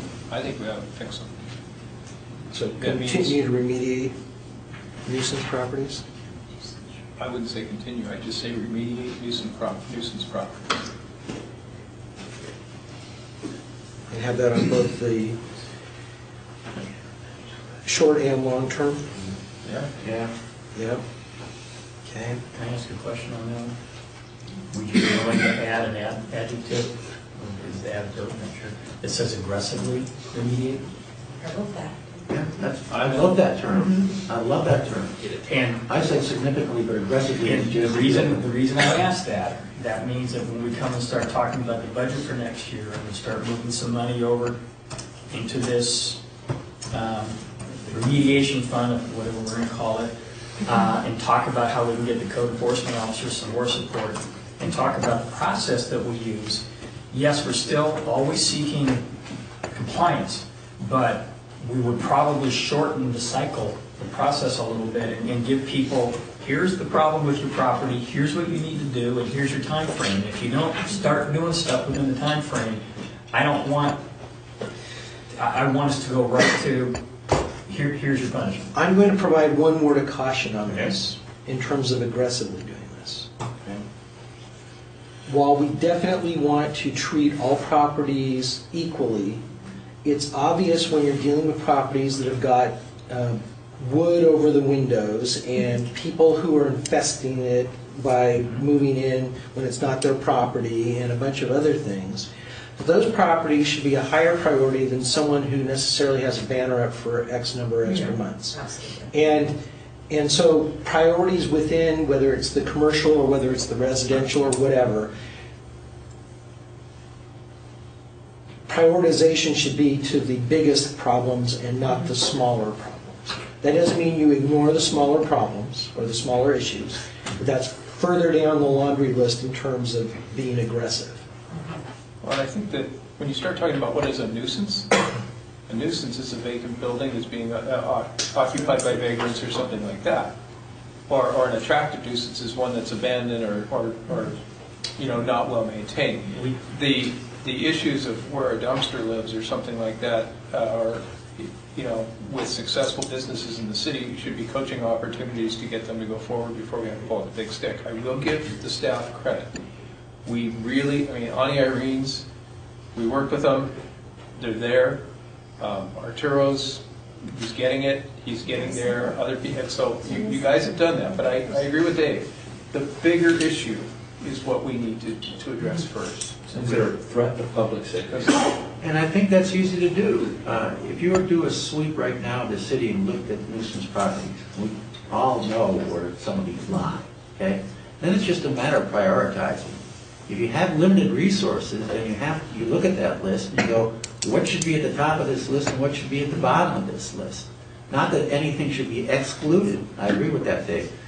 But prioritizing is important. And you don't want to spend as much time on a small nuisance issue as you want on a large one that affects an entire community. So I don't see that as being difficult. It's just a matter of identifying what they are and prioritizing them. And I'm asking these questions because They need to be I want to make sure that we're clear what your expectations are, and then we are getting questions from people who are saying, why are you going after me so aggressively, versus things like, when are you doing something about that? You know, pointing to the extra banner sign that's been up for 3 months. I want to be able to say, because that was the council's direction. So I could also suggest, not only should it say aggressively remediate nuisance properties, but we could also add that create public safety risks. And that makes it very clear where we should be focusing. But it's not all public safety risks. BB nails is not a public safety risk unless there's actually But I would argue water, that broken water pipe. but given the nature of that property, it could become a public safety risk overnight. Could become. So aggressively dealing with it now versus waiting until it is creating a safety problem. Right, but by adding the language you add, you're basically saying we have to wait till it gets to the public safety level in order for us to... Until we have to wait until we aggressively. And I would rather not. I would rather us verbally lay out our expectations and make it clear, and then work from there. Okay, well, I have no problem with aggressively. Are you okay with it? Is anybody else okay with it? I think it's a strong message. Okay, but yeah. Why don't you let the police department, Dan and I work together to come up with the top 10 and see if we're thinking the same way you're thinking. Okay. So maybe by January, we can present something. And then Matt had a point. I think we're talking about nuisance properties and people being in compliance with their code in the same bucket, and they're two different issues. Oh, absolutely. And so we need to make sure that we're separating those as we Right. move forward. And a lot of what you're talking about at that level, the nuisance officer can handle. Everything else, you have to bump it up. Right. I mean, you know, it involves going through, you know, the banks, the houses are in foreclosure or receivership, escrow. You know, there's a lot of technical knowledge that's required. So we can make that list, but the top 10 won't include people who don't put covers on their garbage cans. No. So. Can I add something to that really quickly with regards to adding to the list? Then it comes to,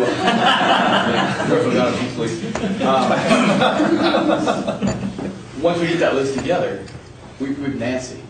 And when you blend that priority list to the issues that we're dealing with on an everyday basis, as far as the police department goes, those priorities even go down.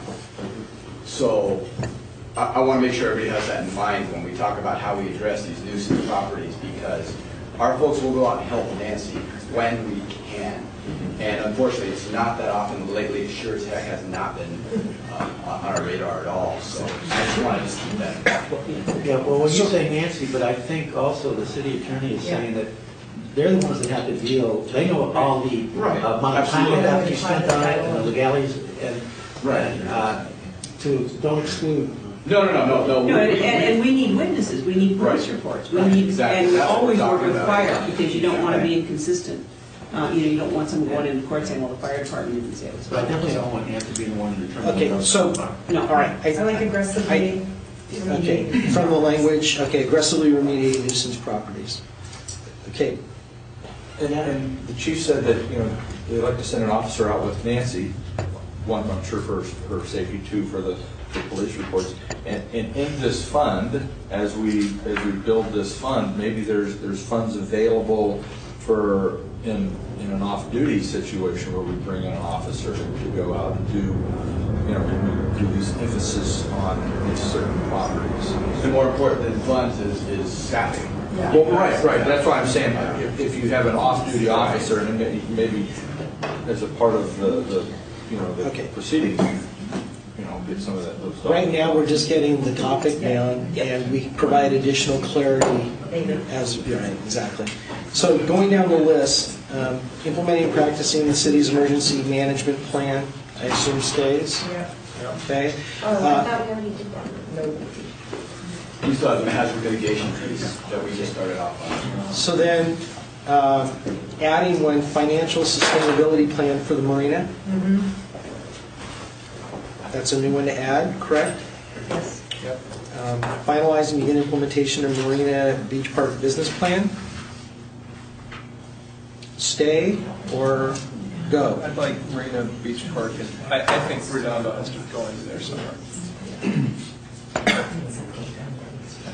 And Redondo? Yeah, because you've got a parking unit down, a facility down there, and they've got a boardwalk to manage and everything else. I think it's part of the plan. Okay. Is everybody okay with that? Okay. Aggressively pursue alternative revenue sources. We're an aggressive council this year. Add the word aggressively in front of every objective. And we can include in there, including Sales tax stabilization. stabilization. Sure, let's do that. Yeah, good point. Do we have our alcohol, our liquor tax back too? Increase opportunities to recognize community members, organizations, city staff. I think we leave that on there. Yes. You Okay. should aggressively recognize them. Sorry. Why don't we just carte blanche? I know. So, our aggressive short. Review and modify as needed regulations along commercial corridors. I think we should actually remove this because I think we've been doing that, and I think there's only one or two stretches where we're going to have to review it anyways, from 252nd down to 272nd, which I think would be done in a relatively short period of time. And then at some point in time, we're going to have to take a look at the commercial properties on the south side of 216 between 24th Avenue South and the post office. Do we want to move the neighborhood and residential area code review to short-term or long-term instead of that? Huh? So you've got your review and modify needed regulations along commercial corridors as a short-term goal, which we're saying through 2014, we really did that, and maybe we remove it. Or we keep it for one more year because we still have a couple pieces. Or slide it over to long term. I think we just put it on the short term because I think we're going to, I keep it. Short-term to me, I feel like that's. so keep it for one more year. One more year Okay. and then let it go. Develop and implement a plan to improve communications with the community, including enhanced electronic communications, community forum. I want this on here, and I'll tell you why. I don't think we're doing a good job of communicating with the public. I think there's a lot of things that I think our public open houses have been good. I think we've drawn X number of people, but I think it's been the same number of people. I think there's a lot of rumors that run around all the time. I can't tell you how many stinking rumors I have to put to rest. Oh, they're going to build a casino where the landmark is, they're going to tear it down, whatever. It's like, no. And oh, there's a Walmart going in where they're clearing up here. It's a detention pond. Unless it's underwater, we're not winding up with a Walmart. So I'm tired of the rumors, and the way that we scotch the rumors is by having community meetings. I think we're going to have to make sure that we have at least a few community meetings during the course of the year where we as council members and staff are able to go out and say, this is what's going on. What questions do you have about development? What questions do you have about specific things that are going on so we can answer the question? Because people aren't listening, they aren't reading city currents. They aren't, they do for certain reasons, or they try to pick on certain things. They aren't looking at the website. They aren't getting direct email communications from us other than the few people who do sign up for a program through Parks and Rec, or the few people who may be signing up at the website. We have to improve communications. There's too many rumors, there's too many ignorant people out there who just don't understand everything that's going on. The police department has implemented a half dozen things that have improved public safety in this town, and ask anyone out there, you get 3 different answers about it. The reality is people don't know, and they need to know. It's not like things have been standing still. So whatever we can do, we need a plan. We need something to make sure that we're communicating better with the public. I'd like to add the word written plan. I think Mayor Pro Tem brought that up. I think that's It doesn't have to be huge. We don't need a plan, we need to implement. We need to have a community meeting, so Okay. that's what you want. No, well, wait a second. Hello. Hand up a half hour ago. Yeah, I like the idea of adding the word written because that's the accountability piece. It also is clarity. And so, are we okay with keeping that and adding the word written? Bob? Oh, hello. Okay, this is a short-term goal. It reads, develop and implement a plan.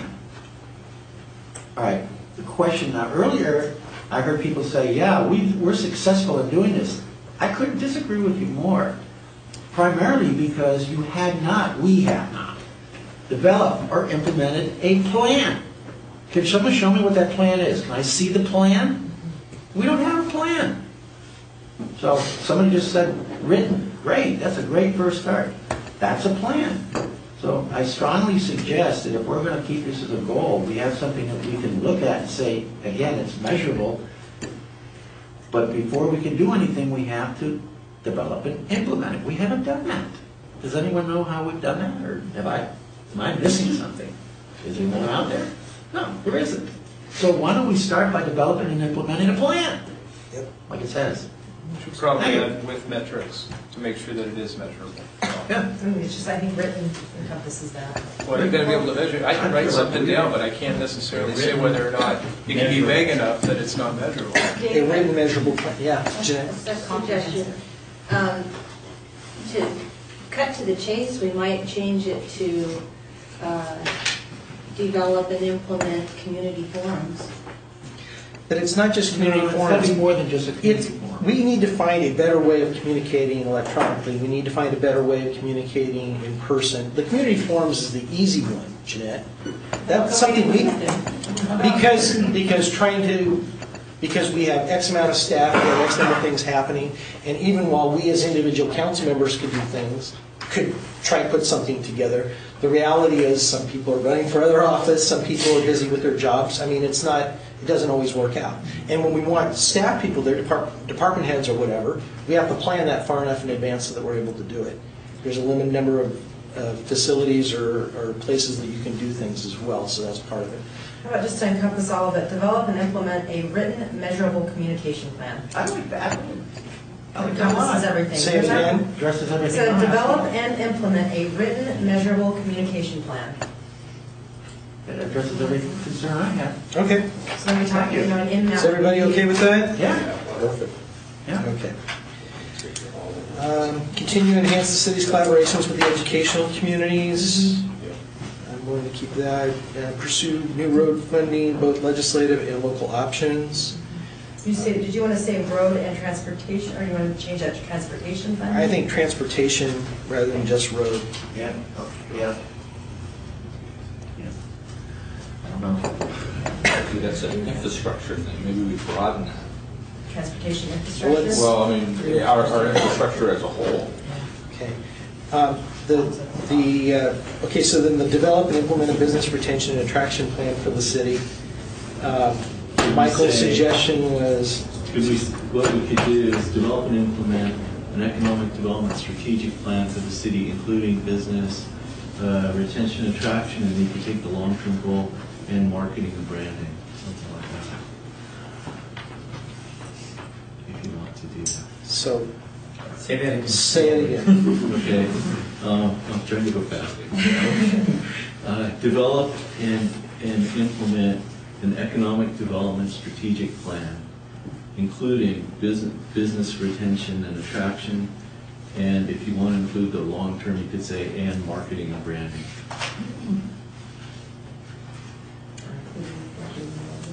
That's great. Yep. And then you have your message, and we've got a new communication plan, so we'll get our message out there. Here we go. Two of them together. Okay, and then have it on both short and long term, but include the branding piece of it into that, and then, okay, that makes sense. So does staff have that down?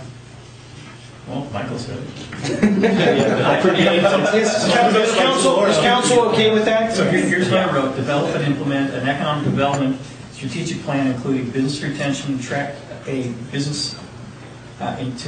including business retention and attraction, and marketing and branding program. Business retention and attraction on the short term, and then branding was added for the long term. We could do that. Is that what I understood? That's on. I think that's all connected.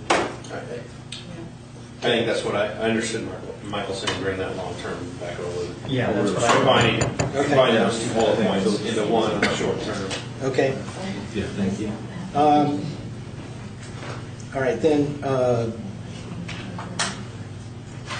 relative to the police department's accreditation, it was ongoing support for police department's Accreditation. Continue, yes. I think the efforts just goes right, because now We're we're maintaining the police department's Accreditation. accreditation. Yeah. like that. So maintain the police department's accreditation effort, or just accreditation? Support. Or do you want to say support? Presuming we're getting it, right? Bob's coming. We need to maintain that. And whether, I mean, maintaining it is supporting it, but maintaining it also may have some financial impacts as well. So we need to, that's what. Maintain the police department's accreditation. And then I think both on the short and the long term, and Vic brought this up, and it dealt with infrastructure relative to economic development, particularly in the Marina District. Yeah. And so we need something that speaks to ensuring that we have a plan, ensuring that we have, you stated. Well, yeah, I mean, I'll go back. A lot of work starting to happen and potentially happening downtown. And my concern is that we have the infrastructure in place, and that we make sure that our, we've got roads that we have to talk about, we've got parking that we have to talk about, we've got all of our utilities, our sewer, water, power, all of those that we need to really make sure that we're not going to have a roadblock come up here. So I think it's important that we look at those, make sure that they're where they're supposed to be, and that we don't have any surprises. And if we find that one of those, something falls short, then how are we going to address it? And what is it going to take to address it? If it's parking, pick any one of those. If it's, so how are we going to address that? So I think that's important to know. So, no, I actually have an idea. Is you simply say ensure that infrastructure is in place to support marina district development. And I would put it on both the short and the long term. And that encompasses what you just whispered, which is inventory the needs, figure out where you're short, have a plan that says here's how we're going to work with our partners to make sure that what they are doing is supporting development in the district. Yeah, quick point of clarification. One of the things that Councilmember Musser brought up, I believe, was a financial sustainability plan for the marina. I'd like to suggest that we can expand that to talk about all city infrastructure, and because you can't get to what you're getting at without looking at revenue to support those enhancements that are needed. So my recommendation on that would be when we go down the long-term list and we get to the courthouse city hall, I think we fold that into a more global long-term objective. The short term is more specific to the marina district and the marina financial sustainability. The long term is citywide. Yep. Wait. Yeah, that doesn't look like that's I think we're, at least I'm missing part of the point, because if I'm going to go this way. With all due respect, we have got a huge problem trying to come up with ongoing revenue to maintain our infrastructure, roads, our buildings, all, city hall, all that. So the idea would be to look at a financial sustainability plan for the future, that here's what we need to sustain these facilities, and then tie a revenue component. What can we do to, how are we going to generate the revenue needed to support that? And I think that's multifaceted, that approach. So that, I think that what you're suggesting gets us there. But Steve, that also plays into having appropriate city reserves and things like that we continue to be concerned about. So I look at that and I feel like there is an opportunity there on the long-term side, because I think it's going to take a good amount of work to come to that. You have to do your inventories, there's a lot of break-in. And so I agree with you. I just think I think it's a long-term element, but we have to address the marina as immediate. And Yeah. Well, my point was specific to development and to make sure that the downtown core the Marina District is ready for development at all facets. I think your point, Dan, is we need to look at all of our inventory in terms of everything that we own, and we need to see what the life expectancy on those are, and we need to, whether it be roofs, or whether it be buildings, whether it be equipment, you name it, and we need to put together a capital replacement plan or upgrade plan so that in 20 years, when it's time to replace a certain building, or in 10 years when it's time to replace the roof at $500,000, that we have built in some contingencies to do that. And I think that's what you're speaking to. And see, that's why I would be more inclined to want to fold it in with all of city facilities, because whether it's eventual replacement, maintenance, or upgrade, I think that's a comprehensive conversation, and it speaks to, in other words, change that. Yeah, it speaks to City Hall. It speaks to, I mean, right. It Police speaks to Department's everything, probably our and newest that's what we need building, to, but right. it has an end life. So we need to be looking at that, and whether we replace those through bonds or through whatever, those are probably decisions that none of us, well, maybe Jeremy and Melissa, but the rest of us probably won't be sitting here when it comes to right. 20 years down the road. But I see that all as one conversation about all of our facilities, and it's a long-term issue, and that's why I say. Well, I agree, but I think it's. Well, and that's something we talked about in the Municipal Facilities Committee already. We've kind of been working on that type of a plan, so it's not a matter of when's the next time we need to paint the building, but when do we actually need to recite it. So, so I mean, I think that's something we're working on internally already in municipal facilities. So. Yep. Okay, let's run down the long-term list real quick. Dan, did we address what your concern was? I think so. I think so. Yeah. Okay. Dave? Yeah, Jeanette. To comment on the pool, the two pool district thing. I was under the impression that the pool district was going to seek to build a new pool sooner than they have. So maybe we could pull those out, and then when they get to that point, then we can put in a short-term goal to help them do that. Is there support for pulling the two pool district items? I mean, if it crops up, it crops up anyways. I mean, if they come to us with some proposal, it's not like we're going to ignore it, So we'll continue doing what we do with them on a day-to-day basis. Yeah, I mean, that's our community partner. It's part of our recreational issue. Okay.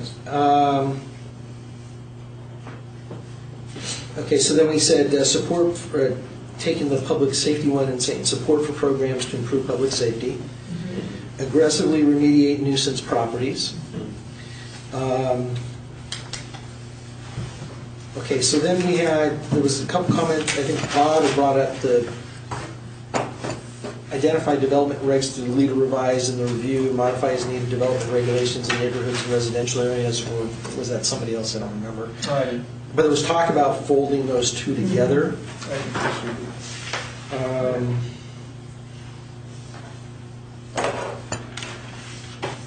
So I think what my recommendation would be is drop the review and modify as needed development regulations in neighborhood and residential areas, and then change the other one up above to identify development regulations in both commercial and residential areas to delete or revise. Yeah. Fine. Run it by one more time. I changed the upper one, the one that says identify development regulations to delete or revise. Just add the words after regulations in commercial and residential areas. Okay. So that way it folds them together. Okay. Continue to enhance the collaborations with the educational community, makes sense. Determine how to fund ongoing maintenance of infrastructure and construction of new upgraded infrastructure, including safe walkable streets. Now, this speaks in large part to what Dan was talking about, but it seems limited to specific infrastructure as opposed to necessarily city facilities or a broader conversation about city. So I don't know if we want to fold that in the courthouse, city hall, plus the discussion we had about city facilities. I think one speaks to existing, well, I guess that is, city hall is existing. Yeah, Jeanette? I was back on the last issue, so you might want to finish this one. So actually, Danielle came up with a good idea to replace this one and the courthouse one, and that's develop a comprehensive facility, infrastructure, and technology plan. Replacement. So this is? Yeah, It's replacing bad as money. Maintenance and replacement. Yeah, something like that. Okay. On the, Let's get through this first, Jeanette, before we go back. So, I thought you were. no. So you okay with that? Yeah, does that, read it again? How that works? Develop a comprehensive facilities, infrastructure, and technology replacement, I always say replacement and maintenance program. Yeah. Does that sound good? Okay. Does that speak to what you're talking about, Dan?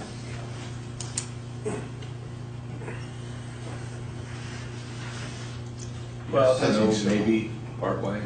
but Dan, you mentioned roads and things like that. Does That's that- what infrastructure is. Okay, okay. Buildings, roads, technology. So you'll break that out into different categories. It's all infrastructure. Yeah. So does that sound like it? Okay, good. Jeanette, what did you want to go back to? The identified development regulations to delete or revise. I think when we first put that in there, it was, we were trying to make development easier to reduce the regulations, and I'm not sure that that comes out in the way we have it worded right now. The way we have it worded now is identify development regulations in commercial and residential areas to delete or revise.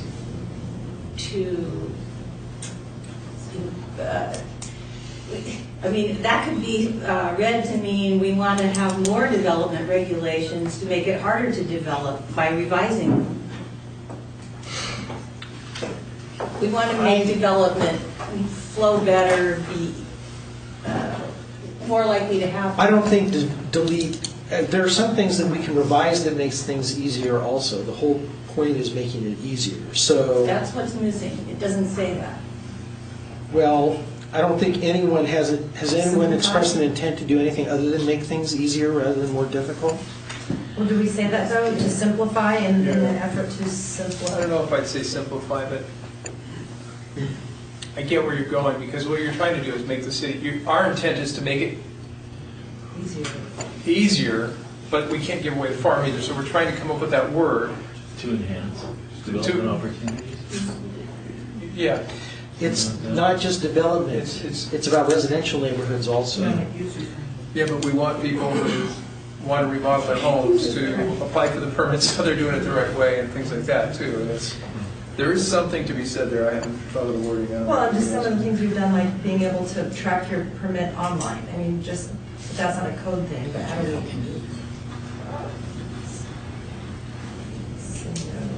Let's come back to that, Dave. I think there is something to be said. Instead of just deleting or revising them, it kind of goes back to the point that was Clarify. about addressing nuisance codes. It's not, it doesn't say what you're going to do with it, and I think that's right. Aggressively identify? Sorry. That's the word of the day. Yes. I mean, what you're doing is you're looking at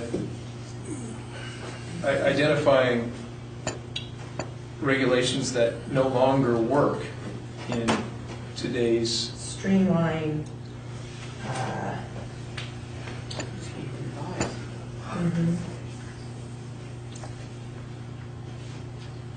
You could say revised development regulations as appropriate to meet the city's goals. Or long-term plan.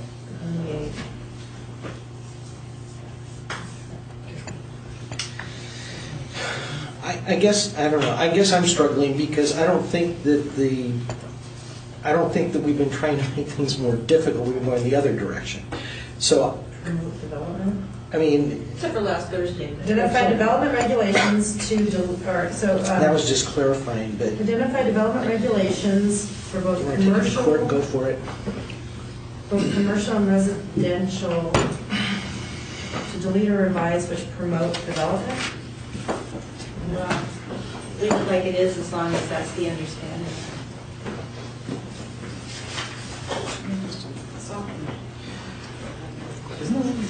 Well, let's leave it there as a, huh? Pardon me, this is just pull it, that's what we do anyway. So just take it out?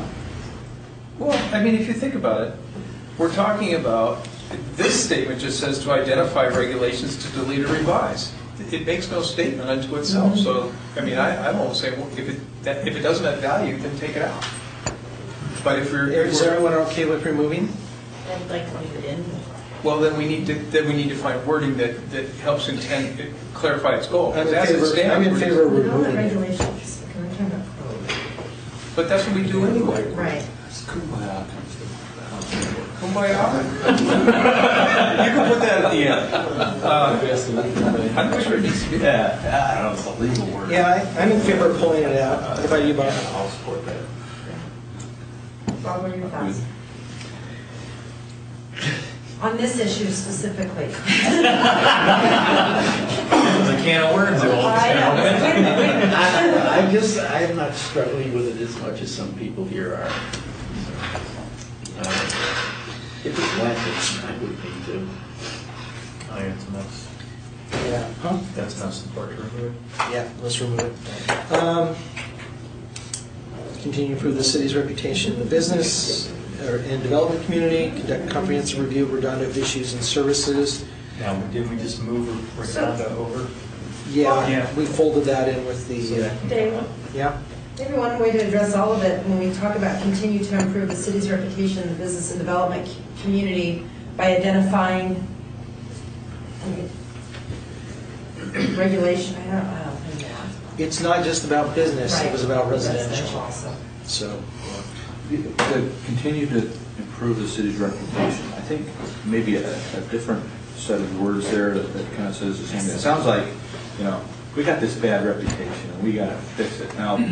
But what we've heard is that we have heard a lot of good things from the development community here recently. So maybe something to continue to collaborate with the development and business community.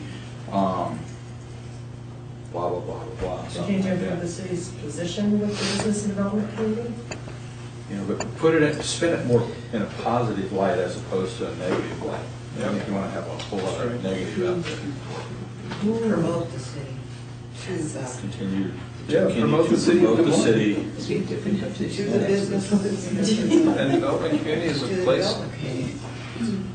It's a place to be. But Yeah. that's part of the economic development idea. It is. And the marketing and branding. Business attraction and all that type of stuff. How about saying continue to maintain and improve the city's reputation? How about advance the city's reputation? Aggressively. Sorry, sister. I think the word improve, I think you're right. If you think the word improve there, you're saying our reputation sucks. And I don't think it does anymore. Only with people who have memories that go back quite some time. and actually haven't approached the city And haven't, yeah. Take reputation out. Promote the city to the business and development community. Yeah. Continue to build Aggressively relationships. promote. Continue to promote the city with the business and development community. This item is not about that. This item is about because what your guys are talking about are buried in a couple of other items. This is about perception in the business and development community. And while we've made some progress, I think we still have more to do. I'd say leave it alone. I agree, Bob. I would as well. Okay, we got 4. Okay, and then conducting comprehensive review of Redondo, we folded that in on the short-term side. Now, the next one I had down, continue to support development of Port of Seattle property within Des Moines. Yeah, we talked about the Port of Seattle relationship and development of Port of Seattle owned property within Des Moines. I don't think we need to speak to the relationship. I think the relationship speaks for itself. Okay, fair enough. So say again exactly as you had it, Dave. Continue to support development opportunities on port-owned property. Yeah. Yep.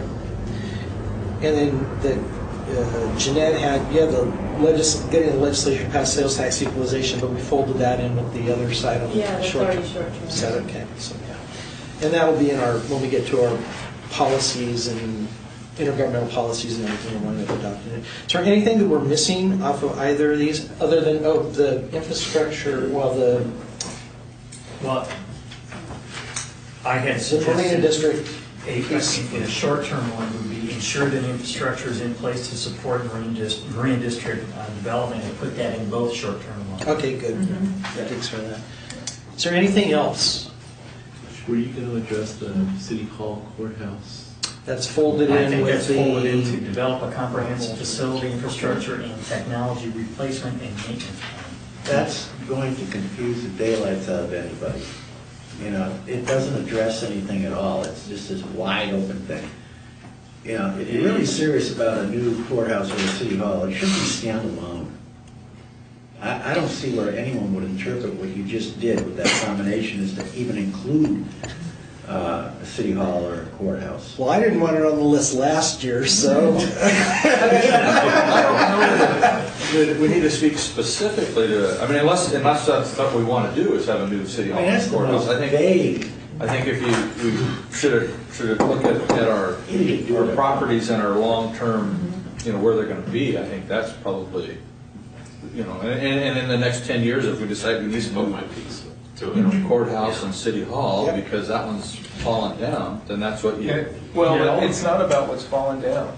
I think that was the points that were trying to be made earlier. It's that we support, if we want to be, and forgive me, Judge, I don't know, I don't have everything off the top of my head right now, but we support SCORE, we support Normandy Park, and we handle our own right now, correct? Right. So there is the possibility to be a larger regional player, but it's going to take infrastructure, it's going to take more courtrooms and so forth. We had one point looked at, here's what I was going to tell you about, looked at where the, down in the heart of Des Moines there were two buildings. It used to be Jackson Square. Those could, I mean, it doesn't mean you have to build a building. It could be that if you could explore something and move the facilities there. The opportunity that comes with that also is that you bring, you know, business downtown and so forth. I think it's more, the reason that you want to do this is not that you've expired maybe the facilities use, but you've expired everything that facility could provide. To speak to my point, though, is we went to the voters to ask them to pave the roads to help us with the money to do that, and they said no. And to have something that speaks to building a new facility, yes, I get it. That if your big shiny house isn't polished, you set a precedence and you tell people that's. But we're also asking the voters to help us with other things, and they're saying no because they don't think that we're being conscious enough of their money, and they constantly keep saying no. So if that's a bullet point that we want on there, I don't think it sends the right message. We're talking about roads and public safety and stuff like that. And yes, the new courthouse and everything will come, but if there's no money to bring on 10 new police officers and some more judicial people, and then pave the roads, well, I mean, I don't know. I don't think it's what we want to set forward, but that is my opinion. I look at these two items as separate. That have separate goals. When I saw plans to build a new courthouse at City Hall in Des Moines, I quite frankly looked at that more as an economic development issue than a facilities. We need to make sure we have the facilities issue. The one that I just read off, develop a comprehensive facility infrastructure and technology and replacement and maintenance plan, that's all about functionality. That's all about making sure that we have a courtroom that works, we have a city hall that works, we have streets and everything that we're responsible for works without an eye toward economic development. That's the way I look at the difference between the wording of these two items. And I think what Bob is getting at, he wants it back to the economic development. And I get that, but you know 100% what? correct. I don't think that by not listing it on here, I don't think we forego opportunities that come to us, whether it's the expansion of judicial services to other jurisdictions or something else. Simply because we don't list it on here doesn't mean that we're not going to look at the opportunities that present themselves to us, or that we're going to wind up stepping up and having to see what facilities or what other things they may need our needs in terms of addressing those things. I agree with Jeremy. I think at some point in time, we're going to wind up in the next 2 years, we're going to wind up having to go back out to the voters and ask for additional funding for a couple different things, even with additional revenues coming in from the economic development things we have going on. And one of those things is going to be roads, and one of those things is going to be public safety.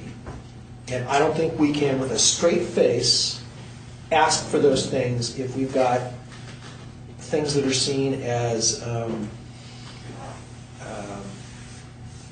nice to haves rather than need to haves. Well, not staring people in the face. Keep in mind, this is not a short-term goal. If it was a short-term goal, I would have to agree with that argument. But this is down in our long-term goals. And I think there's plenty of room there to address something like this, as long as it's long-term. Maybe we should go around and find out how each individual council member thinks. I agree with Jeremy and didn't think we should put this on in the first place. Because of what Jeremy said is and not only is it long-term, it's way long-term, especially if we've got some economic development going on our own property in the marina. I mean, that's a long-term project, and the courthouse would be way after that. So I think we should take it out. Vic and then Matt. I agree with Jeremy. I don't, the perception of when you see this on here, you go, oh, they want to build a courthouse at City Hall. And I don't, for me, that's not the intent. The intent is, what, for me, is what, we need to have a plan so that when we have to replace facilities down the road, we need to have a plan and we need to identify when they're end of life for these buildings, you know, when is it, and we need to plan for their replacement and how we're going to replace them. And so that's where I'm coming from.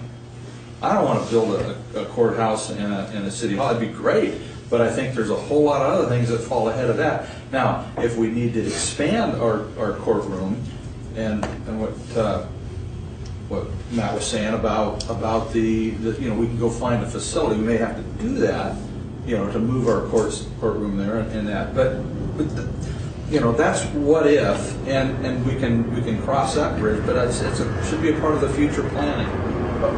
Can I say something just briefly? I think you're all right. I don't think anybody's wrong here. But I think that one of the things that you're going to have to wrestle with is the fact that no matter when you put this, it's going to, unless you explain it carefully and educate your community as to the reasons for it, it's always going to look like a boom.